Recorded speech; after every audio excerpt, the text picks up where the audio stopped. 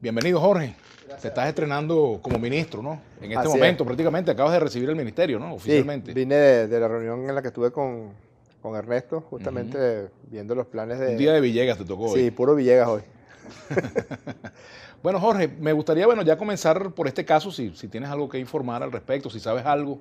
Sí, yo estuve siguiendo por las redes sociales algunos comentarios que noté sobre este periodista. Ujú. También tengo conocimiento del tipo de supuestas noticias que se publican en esa página, que Ujú. realmente no es una página de noticias, es una página de agresión permanente contra el pueblo de Venezuela, contra el gobierno de Venezuela, contra las instituciones venezolanas, contra la moneda venezolana. Yo ratifico el carácter de absoluta libertad de expresión que vivimos en Venezuela, que ha llevado a veces a niveles de... Hay una situación caricaturesca, no sé si tú la conoces bien, pero un periodista de una cadena noticiosa norteamericana, CNN en español, vino en el año 2014 a cubrir las incidencias de violencia en el estado Táchira y dejó su rol de periodista y se puso una capucha y empezó a lanzar piedras y él se tomaba selfies y fotos señalándolo así. Muchas veces este tipo de distorsiones se han generado en el ejercicio de lo que es un sagrado ejercicio en democracia, como es el ejercicio de la libertad de expresión. Yo inmediatamente al salir de aquí voy a enterarme si hay alguna situación relacionada con el gobierno bolivariano, pero aquí hay un Estado de Derecho, el Estado de Derecho se respeta, se mantiene, hay un fiscal general que es quien tiene la preponderancia en materia de la acción penal o de la acción contra determinados cometimiento de delitos. Yo voy a enterarme bien de esa situación. Ahora, si algo caracteriza a Venezuela, mucha gente que viene del exterior, Vladimir, viene y se asombra de notar el nivel de virulencia con lo que algunos medios de comunicación atacan al gobierno bolivariano y dicen, oye, curiosa dictadura, la dictadura venezolana que eh, vive o convive con una situación donde la mayoría de los medios privados, por ejemplo, son medios privados que son adversos al gobierno bolivariano, de los medios impresos, de los medios radioeléctricos. ¿Qué decir de las redes sociales? Se está generando una nueva dictadura en el mundo que es importante, digamos, en profundidad que se pueda discutir, que es la dictadura que se genera por quienes controlan estas redes sociales. Nosotros hemos vivido situaciones similares a las que está viviendo en este momento, por ejemplo, Russia Today.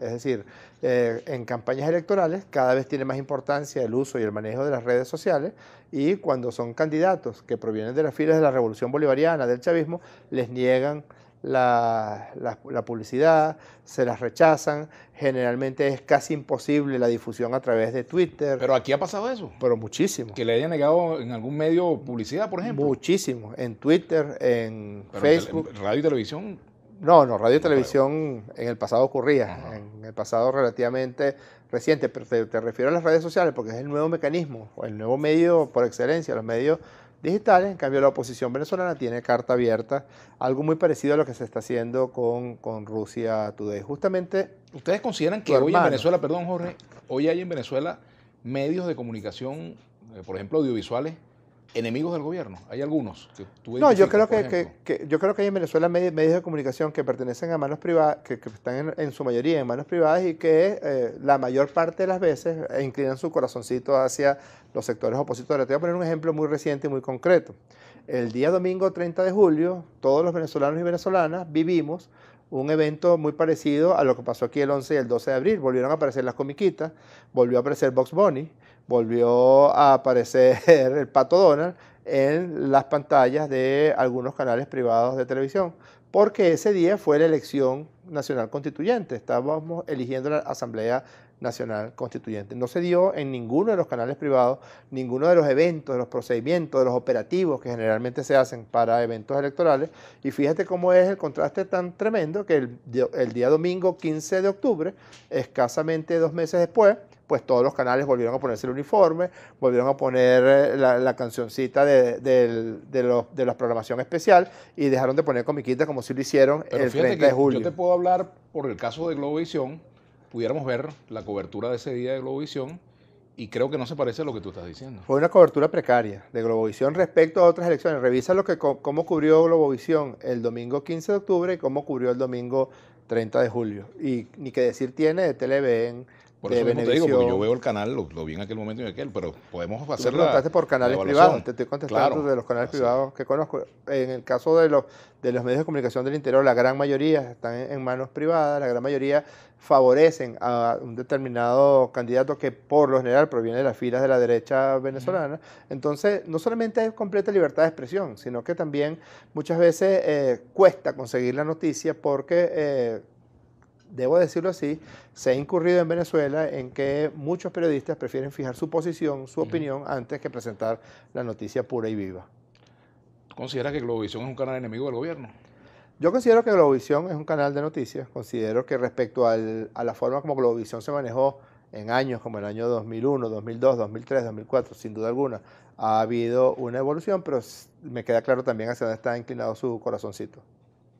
Bueno, vamos a hacer una pausa. A mí también me queda claro hacia dónde está inclinado el corazón de Jorge Rodríguez. Ah, no, eso sí no hay duda No tengo alguna. ninguna duda. Y me gustaría hablar un poco sobre precisamente los medios del Estado, porque muchas veces vemos funcionarios del gobierno que le reclaman a los medios privados un equilibrio que los medios del Estado no tienen.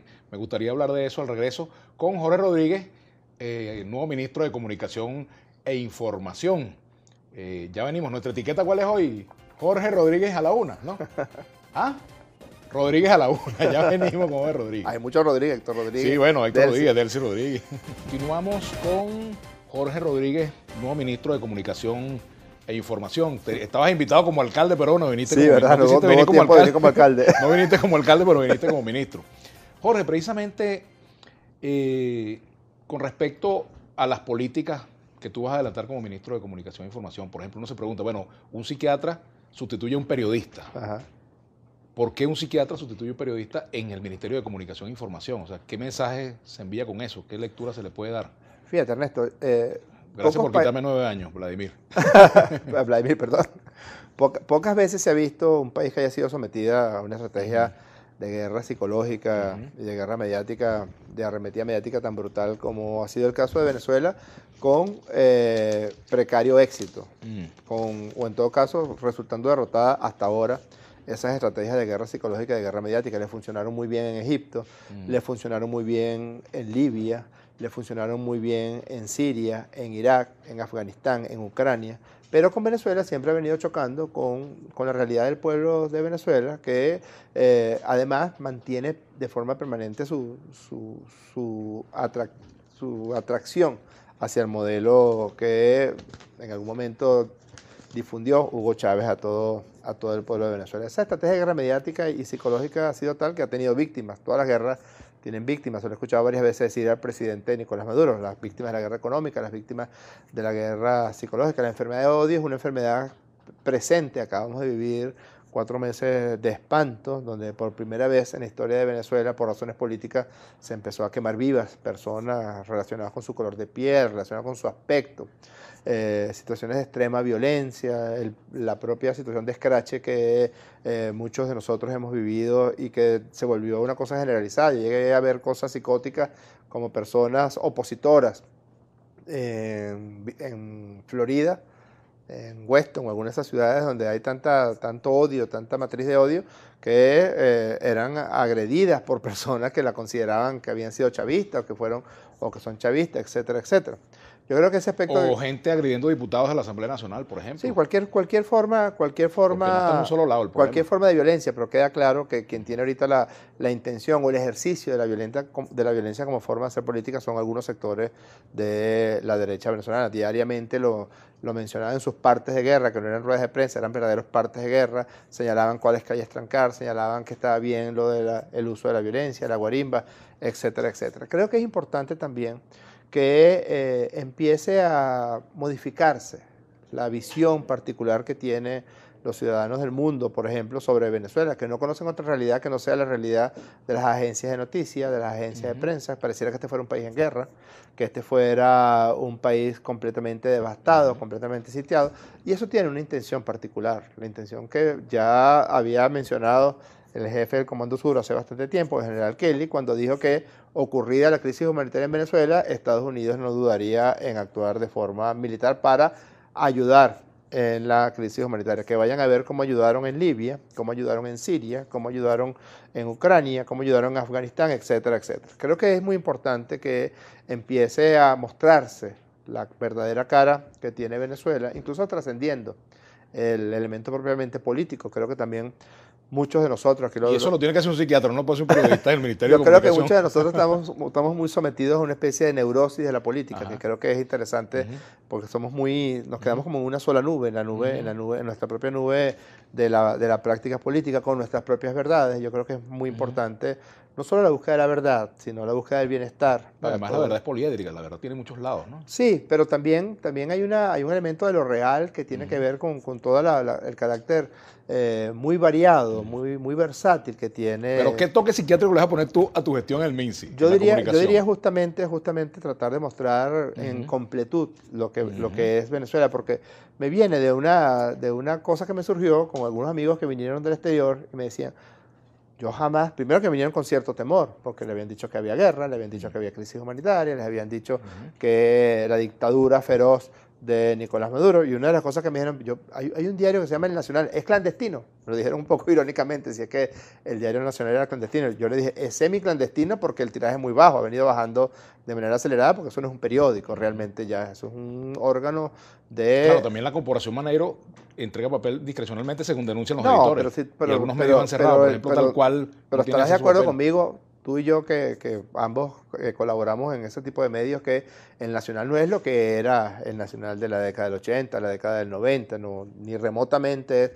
Es un órgano para la agresión, para el lapidamiento de seres humanos a través de líneas que tú y yo sabemos bien quién las escribe, y quizás, chico, y el correlato moral de esa persona. Ni tú ni yo somos lo que éramos en los 90, ¿no? La gente cambia, las cosas cambian. Digo que ni tú ni yo somos lo que éramos en los 90, las cosas cambian Sin mucho. duda, ¿no? pero lo que sí queda claro es que si una persona promueve la violencia, promueve la agresión, promueve la maldad, promueve el lapidamiento de otro ser humano, o sea, no podemos hacernos todos responsables, es responsable quien lo haga. Te voy a hacer una pregunta que tiene que ver con tu profesión un poco, porque con lo que estamos diciendo podemos meternos en otros terrenos. Yo no soy experto en ese tema, pero te preguntaría, ¿la sociedad venezolana necesita psicoterapia, por ejemplo? ¿Necesita psicoterapia? ¿Necesitamos los venezolanos una psicoterapia?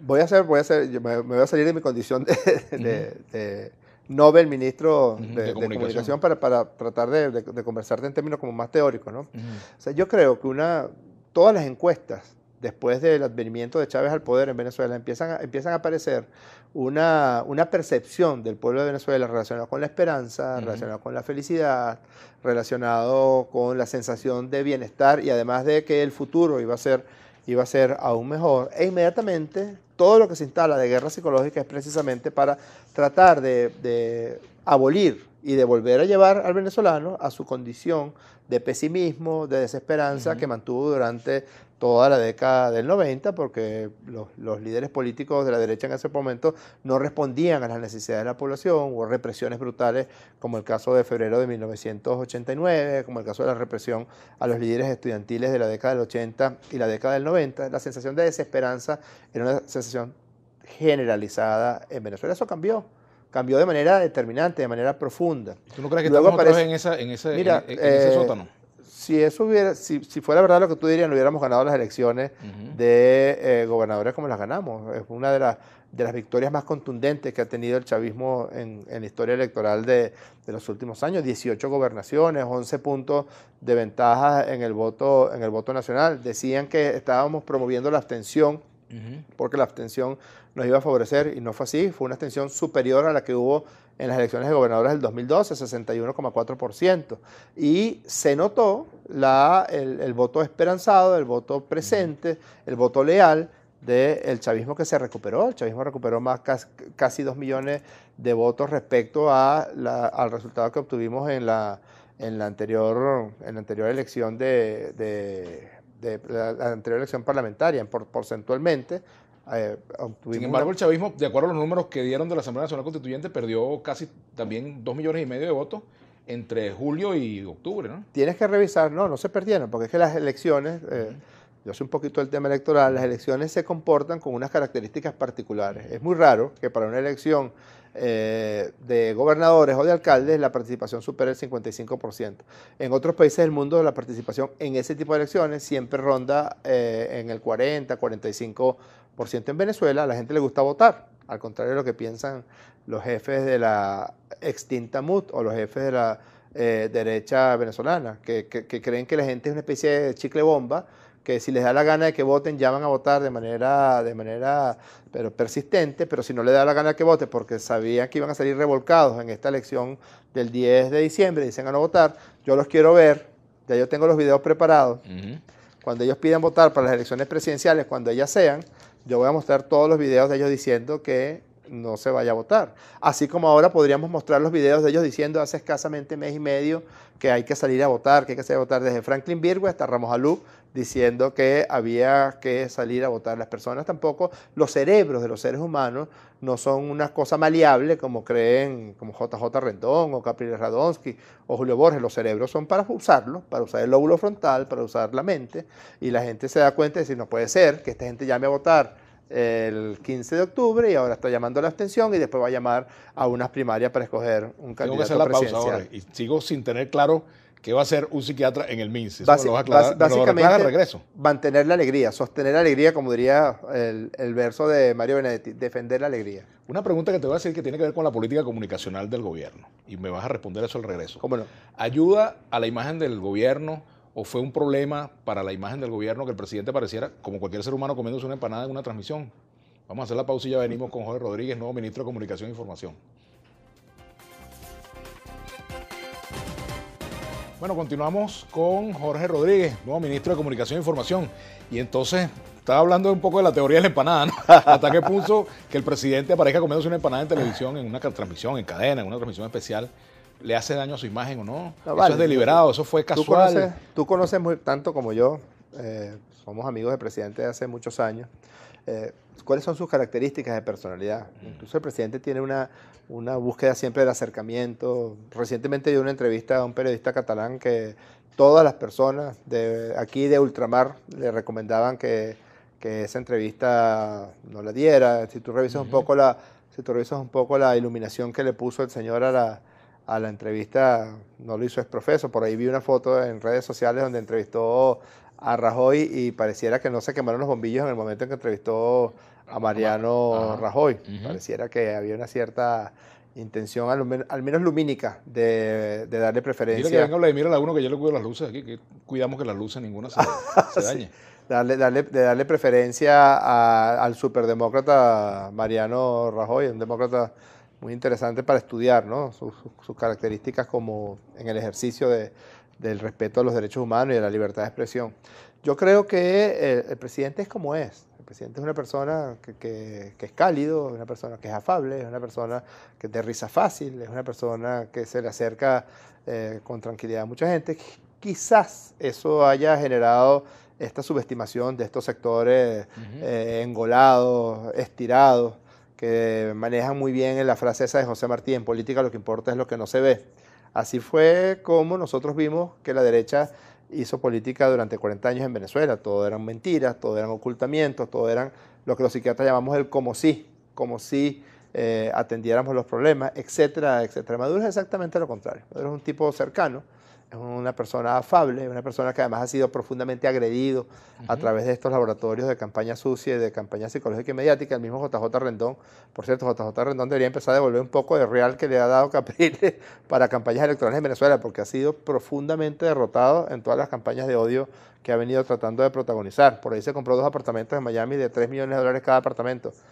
Debería por lo menos devolver un apartamento de esos a Capriles, porque ha sido un fracaso rotundo su ejercicio como asesor sobre toda esta cosa de campaña sucia en lo que él es experto. Vía la característica de personalidad del presidente Maduro, han tratado de torcer su realidad y él sencillamente sigue para adelante. Esto es un episodio banal, pueril, que hablan mucho mejor. No es razón para cambiar un ministro eso. No, por Dios. Además te voy a decir una cosa, entre un líder... circulación, vi en las redes gente que decía eso, ¿no? No, entre un líder auténtico, como Nicolás Maduro, y un señor que dice que los latinoamericanos somos perros falderos de los gringos, u otro señor que sin pasar por Goni cobró 200, le cayó a palazo un poco de viejito, porque estaban en una propuesta de que puede ser, no estoy discutiendo el fondo del tema de la independencia de Cataluña, los asuntos de los españoles lo resuelven los españoles, pero hubo eventos políticos, por ejemplo, aquí hubo un evento político el 16 de julio y eso no ocurrió. Es decir, mientras el ejercicio de la política y de la democracia se mantenga dentro de los canales pacíficos que establece la Constitución, yo creo que nosotros tenemos que cuidar y respetar eso. Ahora bien, Jorge, prefiero mil veces, prefiero un líder como Nicolás Maduro a ese poco de mentirosos como Temer, como Macri, como Kuczynski. Maduro es muchísimo más auténtico que muchos de los líderes políticos de este planeta. Jorge, hablábamos también del tema de los medios, ¿no? Del rol de los medios, comportamiento de los medios.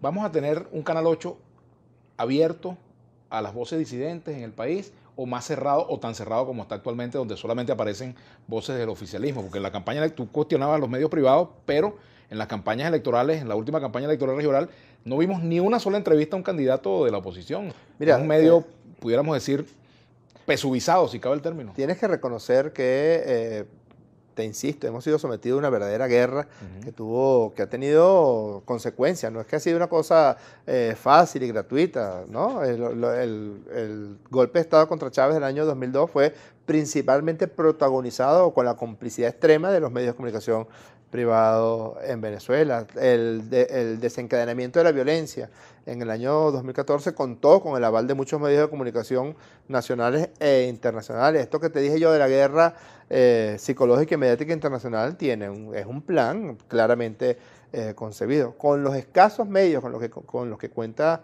el gobierno bolivariano, intenta también poner la verdad o poner su verdad o en todo caso poner su punto de vista.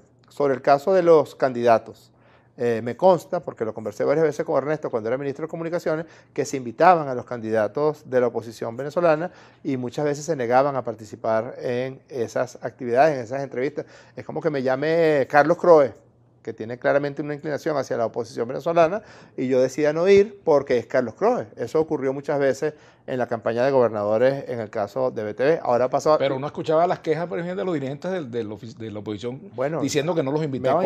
Me consta porque lo conversé varias veces con Ernesto, que se invitaba y no acudían a las entrevistas. Ahorita pasa exactamente lo contrario. Ahorita les están exigiendo, ¿sabes eso? Ramos Alub, Julio Borges, Capriles está exigiendo a los candidatos de la oposición, que no son de su partido supuestamente, porque esa es otra cosa que es verdad, lo profundamente mentirosos que son estos señores, porque muchos candidatos se están inscribiendo, militantes de Primero Justicia, militantes de Voluntad Popular.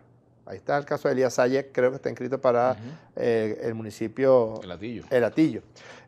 Con la tarjeta de Un Nuevo Tiempo, con la tarjeta de Avanzada Progresista, con las tarjetas del MAS y con la tarjeta de Copey, que dígase lo que se diga, tienen su postura opositora, sin duda alguna, definida, que son claros en su planteamiento de adversar el gobierno de Nicolás Maduro, pero que también mantienen su postura de defensa de la democracia. Por cierto, Jorge, el caso de Nelson Guárate y John Goycochea, ellos son candidatos, están siendo postulados en distintos municipios, ¿no? Uno en el municipio Mario Briceño de Agorri, que es Nelson Guárate. Por cierto, está invitado John Goycochea mañana y el miércoles Nelson Guárate. Ellos son candidatos a cambio del logro de la libertad.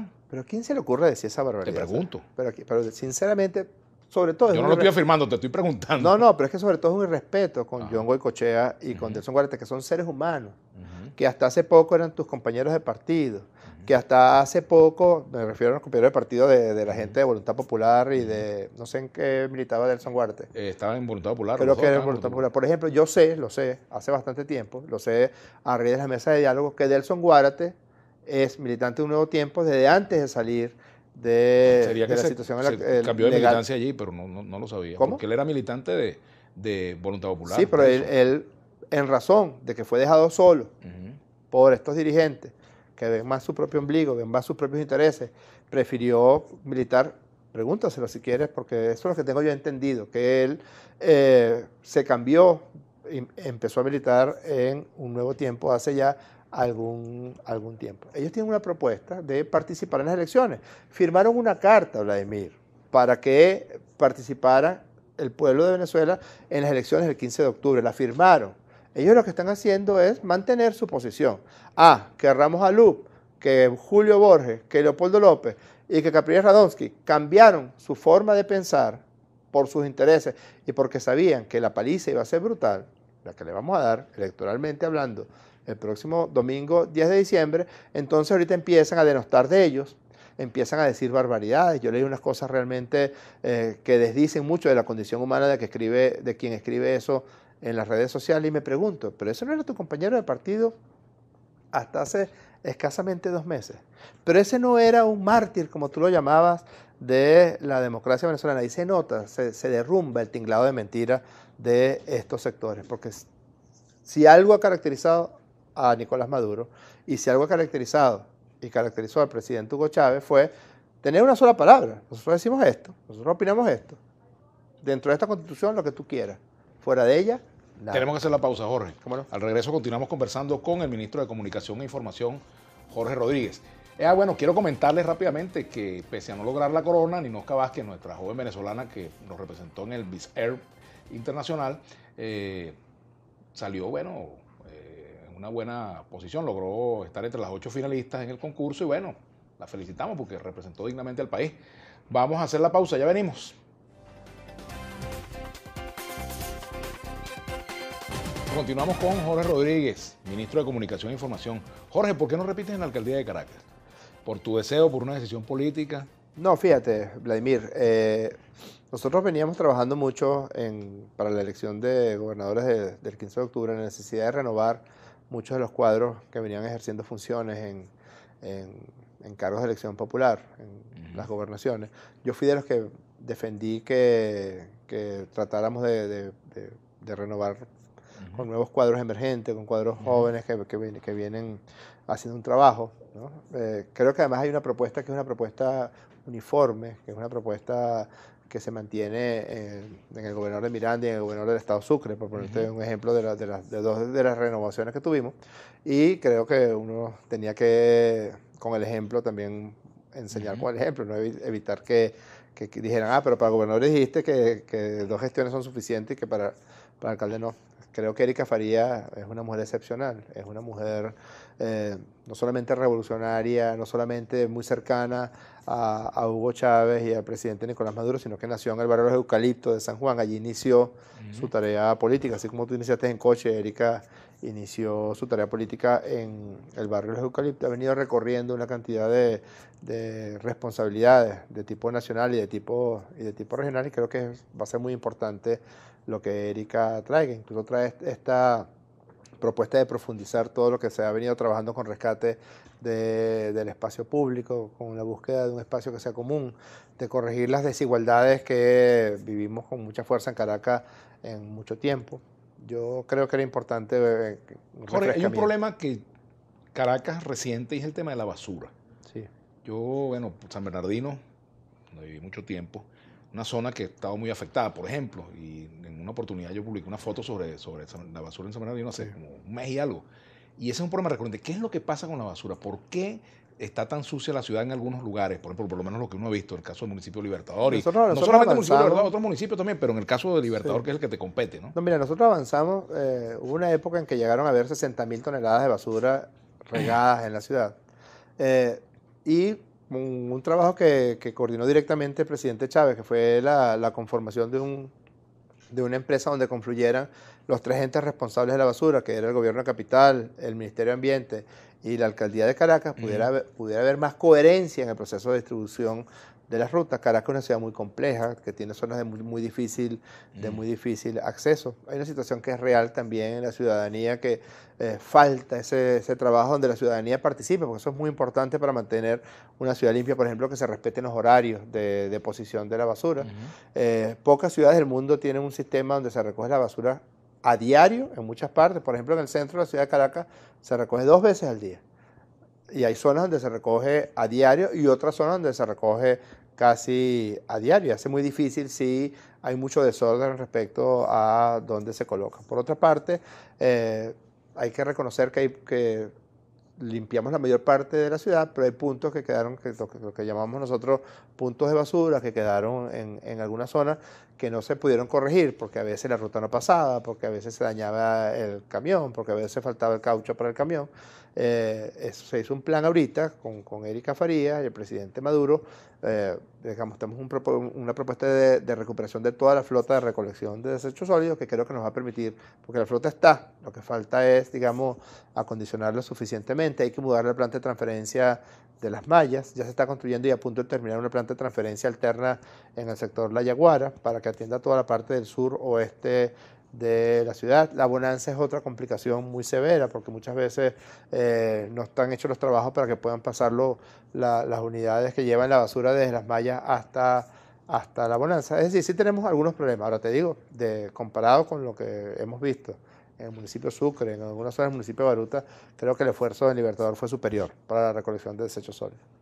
Jorge, también hay una queja de la oposición con respecto, ya que nombraste a Erika Faría, con respecto a lo que ocurrió en la campaña electoral regional con los candidatos, que incluso aparecían en actos oficiales con el presidente y ya involucrados en políticas públicas directamente. Ajá. ¿Eso no es ventajismo electoral?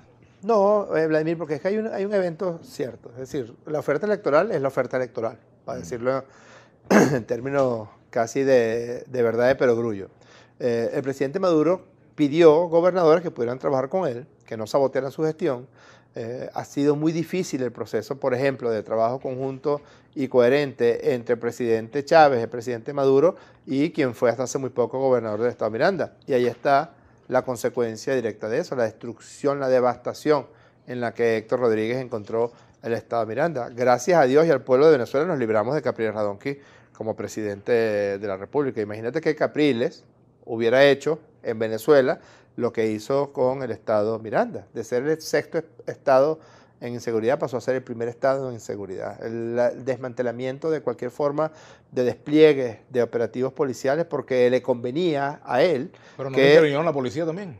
Pero eso pasó justamente cuando empiezan a aparecer estas cifras, que el estado de Miranda se convirtió en el primer estado de secuestro, en el primer estado con homicidio, sacó a la policía de Miranda de toda la zona de Barlovento, de toda esta parte de Higuerote, Río Chico, San José de Río Chico. Muéstrame una sola, no una casa, no un edificio, muéstrame un apartamento, una casa que haya construido Capriles Radonqui en su gestión. Muéstrame un operativo de recuperación de la vialidad del estado de Miranda. Entonces Maduro propone, mire, vamos a escoger gobernadores con los que yo pueda trabajar. Y yo creo que eso es un correlato también de la juramentación ante la Asamblea Nacional Constituyente. Ya está bueno de que se elijan personas para que en lugar de cumplir lo que la Constitución le exige, porque los que hemos sido alcaldes tenemos que ceñirnos lo que aquí dice. Yo no puedo destruir plazas, yo tengo que construir plazas. Yo no puedo cerrar calles, yo tengo que permitir que la gente pueda transitar Sin embargo, los nuevos gobernadores le quitaron competencia antes de que asumieran. No, pero es que la verdad es que, o sea, Capriles Radonqui duró 2 periodos como gobernador. Los últimos. Anda a preguntarle a los propietarios de comercio y de hoteles en el municipio de Baruta lo que Capriles Radonqui hizo con la zonificación y la cantidad de terrenos que se robó o que se robaron sus cercanos hacia la zona de San Román o la parte de atrás de un hotel muy famoso en Venezuela. Todo eso ocurrió con Capriles Radonqui y todo eso ha ocurrido con estos gobernadores. Tú no puedes ir a hacer, tú no puedes pedir el voto a la gente para que entonces si me elige voy a tumbar a Maduro, si me elige vamos a volver a quemar gente viva, porque la gente dice, no, yo no quiero eso, yo quiero un gobernador que trabaje con el presidente de la República. Tenemos que hacer una pausa, al regreso seguimos conversando con Jorge Rodríguez. ¿Quién tiene la razón, Ameliach o la Cava? Ya venimos. ¿Cuándo le van a renovar la concesión a Globovisión? Que tiene ya tiempo que la ha pedido y se ha demorado mucho ese procedimiento, chico. Tengo 45 minutos de ministro y me vas a preguntar eso, ¿verdad? Bueno, te pregunto, a ver si en los próximos 40 minutos te ocupas un poquito de eso. Es posible que me ocupe los próximos 40 minutos. ¿Tú crees? Yo creo que... Antes de culminar tu gestión, ¿crees que puede estar listo eso? Si algo ha caracterizado, al presidente Maduro es el respeto que ha mantenido con los medios televisivos y radioeléctricos. Sí, pero es que eso es como andar con la licencia vencida, que tú dices, no vale, maneja por ahí, pero mañana te para un fiscal y tienes la licencia vencida. Claro. Eso es un problema, ¿no? Te preguntaba bueno, te dejo quieto con eso, pero bueno, para que lo tengas ahí en la agenda. Te preguntaba por el caso Ameliach y la Cava. Bueno, esa es una pregunta cinta negra, quinto dan en cizaña, ¿no? No, es que está en el tema, es un tema. El gobernador de Carabobo descubrió una inmensa cava, parece. Realmente, lo que ocurre ahí realmente es que ahí había un depósito de alimentos de los CLAP que se distribuyen en el municipio Guacara, al lado de ese depósito de los CLAP, hay unas oficinas donde despacha el constituyente Francisco Ameliat, que es un hombre decente, es un hombre de los más sólidos que tiene la revolución bolivariana. Siempre va a haber quien busque la forma de ponernos a pelear a los chavistas como para tratar de hacer un correlato de lo que está ocurriendo. No, pero fueron ellos mismos, o sea, fue claro, pero este siempre, caso. claro. Yo tengo que preguntar. Yo después escuché o vi en redes sociales a los voceros de la oposición tratando de hacer fiesta con algunos comentarios destemplados y algunas situaciones destempladas que vi allí, que creo que siempre hay que hacer un llamado y una apelación a la unidad. Hay que evitar, digamos, antes de dirimir los asuntos entre nosotros, evitar que sean manejados como forma a través de la opinión pública, sino que por el contrario hubiera podido aclararse la situación como en efecto ocurrió. Bastó que publicara un tuit La Cava, otro tuit Ameliach, que fueron ambos después celebrados por el vicepresidente Tarek Assami y por Diosdado Cabello, para que se apagaran y se callaran toda esta cantidad de patrañas. Pero el propio Ameliach dijo que había que repartir propio La Cava dijo que había que repartir esa comida antes que se venciera, que está por vencerse. No, esa comida para la distribución de los CLAP en el municipio de Guacara es así de simple. No había ningún tipo. No se usa clientelarmente, porque qué casualidad que está la oficina de Ameliach al lado de la. No, porque el alcalde de Guacara, como ocurre con muchos alcaldes del país, con muchos alcaldes responsables del país, es la persona que es encargado, por ejemplo, en Caracas era el jefe de gobierno y el alcalde de Caracas, de la distribución a los jefes de calle de los CLAP, y esos son los alimentos que se iban a distribuir a los jefes de CLAP en las próximas horas. Aquí GPV Consultores hace una pregunta en estos términos. ¿Considera que su lenguaje irónico y sarcástico enriquecerá las funciones de su nuevo cargo? ¿A mí? Te está Pero preguntando si a mí. Yo no me he sentido ni irónico ni sarcástico en los comentarios que he hecho el día de hoy. Ajá. Pregunta de su invitado si será el candidato del PSUV a la presidencia el próximo año. Bruno Gómez, pregunta por aquí. Yo creo que nosotros ya tenemos claro quién va a ser nuestro candidato a la presidencia de la República, sean cuando sean esas elecciones. ¿Cuál es el que más te gusta de la oposición para enfrentar a Maduro? ¿Cuál es el que me gusta de la oposición? Los que más me gustan de la oposición, porque me gustan que sean varios. Ajá. Ah, quiere que sean varios. Eso es lo que está jugando el gobierno. A que la oposición no. Es que yo creo que es imposible que logren ir juntos, Vladimir. Sinceramente te lo digo. Ajá. Aquí dice, en Guayana han dejado de circular varios periódicos por falta de papel. ¿Por qué la restricción de bobinas? No, es una situación que tenemos todos los periódicos en el país. Me refiero por ejemplo, Ciudad Caracas es un periódico que ha tenido que disminuir el número de páginas y nadie pensaría que hay una intención de restringir a Ciudad Caracas. Hemos tenido una dificultad, hemos pasado por una guerra económica brutal. No es fácil, por ejemplo, pagar los productos que importamos, sean alimentos, sean medicamentos, sean bobinas de papel. Hay un cerco real, financiero, económico contra Venezuela. Richard Humberto, Jorge Rodríguez quiere hablar como ministro, pero ¿quién habla por esta basura que tiene 2 meses atrás de los ortopédicos infantiles? Y te muestran una foto allí, ¿no?, del ortopédico infantil. No sé si ese punto y esa foto la he visto yo varias veces antes. Eso es en este momento eso es completamente falso. Bolívar Divisa, ¿usted cree que Nick Merevan tenga mucha oportunidad para la alcaldía de Caracas? Es muy bueno que Nick Merevan se haya lanzado como candidato, porque entonces Nick Merevan es un producto de esta guerra mediática, es una mentira realmente. Es muy bueno que se haya lanzado como candidato, Vladimir, porque el pueblo de Caracas le va a decir lo que realmente piensa de él. Bolívar Divisa, nuevamente, usted como médico psiquiatra, ¿qué opina de la desesperanza que agobia casi 95% de los venezolanos por la crisis económica? Mira, yo pienso exactamente lo contrario. Yo pienso en la inmensa fortaleza psicológica que tiene el pueblo de Venezuela, que ha sido convocado a la muerte, que ha sido convocado a la destrucción, que ha sido convocado a la división, que ha sido convocado a acabar con la república. Mira, no lo digo con falsa modestia, pero en otros países, este tipo de estrategias que se metieron con Venezuela, mira esto. El fallecimiento de Chávez y de su moneda. Esto fue publicado por un señor 9 días después de la muerte de nuestro comandante Chávez. Y ya estaban previendo lo que iba a hacer después Dollar Today, lo que iba a hacer la guerra económica. Esto me lo regaló tu hermano ahorita cuando fui al Ministerio de Comunicaciones. Me dijo, Ernesto, mira esto. Justamente el 11 de marzo de 2013, pocos días después del fallecimiento de Chávez, ya estaba previsto cuál iba a ser la estrategia para agredir al pueblo de Venezuela. A pesar de eso, a pesar de Dollar Today, a pesar de Trump, a pesar de Kuczynski, a pesar de Santos, a pesar de Temer, a pesar de Rajoy, a pesar de ABC, a pesar del diario El País, a pesar de CNN, Venezuela y el pueblo de Venezuela mantiene, uno, su integridad, Su integridad, digamos, en forma de soberanía, en forma de independencia, en forma de territorio. Tú te vas para la Plaza Bolívar de Caracas a esta hora y en este momento, Vladimir, y no ves eso que ese señor está diciendo. Tú te vas a cualquier montaña, a cualquier playa, a cualquier pueblo de Venezuela, y lo que notas es, bueno, sí, los rigores y las consecuencias de la guerra económica, pero también la intención y el deseo de salir adelante. Y yo creo que eso es muy importante. Yo creo que eso es una herramienta fundamental para poder superar estos asuntos. Y se da cuenta ya, el pueblo de Venezuela lo acaba de decir el 15 de octubre, que aquí no hay nadie que haya acompañado más a este pueblo que Nicolás Maduro en medio de las vicisitudes que acabamos de vivir.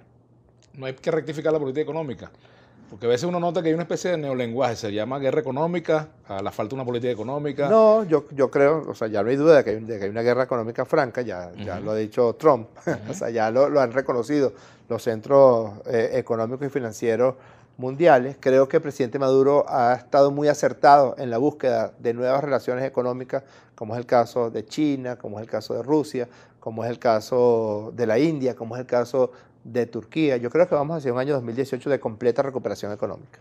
Por aquí, muy suave la entrevista. ¿Estás asustado, Vladimir? ¿Qué pasó? ¿Tienes miedo? Sí, me pone muy nervioso el psiquiatra. El diván. El diván. ¿Qué pasó con el diván? ¿Vas a seguir haciendo el diván? No sé si haya tiempo. Ojalá. Ajá. Opinión de Jorge Rodríguez sobre los casos de corrupción de Odebrecht, especialmente Puente Nigale de Maracaibo, promesa de Hugo. Ya vamos a terminar. Cualquier forma de corrupción tiene que ser duramente castigada y yo creo que es uno de los enemigos principales que tiene la revolución bolivariana, la corrupción y el burocratismo de algunos funcionarios. Ahora bien, le digo a ese Twitter usuario, ¿qué presidente de Venezuela ha castigado y atacado más la corrupción que en este caso que el presidente Nicolás Maduro, que exigió una investigación profunda sobre Odebrecht, cayera quien cayera, una investigación profunda sobre la corrupción en PDVSA, y ahora hay casos, el mismo fiscal general de la República, contando con el apoyo irrestricto del presidente Nicolás Maduro, está llevando casos contra altos directivos de PDVSA que incurrieron en hechos de corrupción. Es decir, aquí el que se coma la luz respecto a la corrupción tiene que pagar con cárcel y con acciones por parte de la Fiscalía y los tribunales de la República. ¿En tu nueva gestión va a haber menos o más censura? No hay censura en Venezuela. Te agradezco mucho que hayas venido, Jorge. Chao, David. Gracias por haber venido, Jorge Rodríguez, nuevo ministro de Comunicación e Información.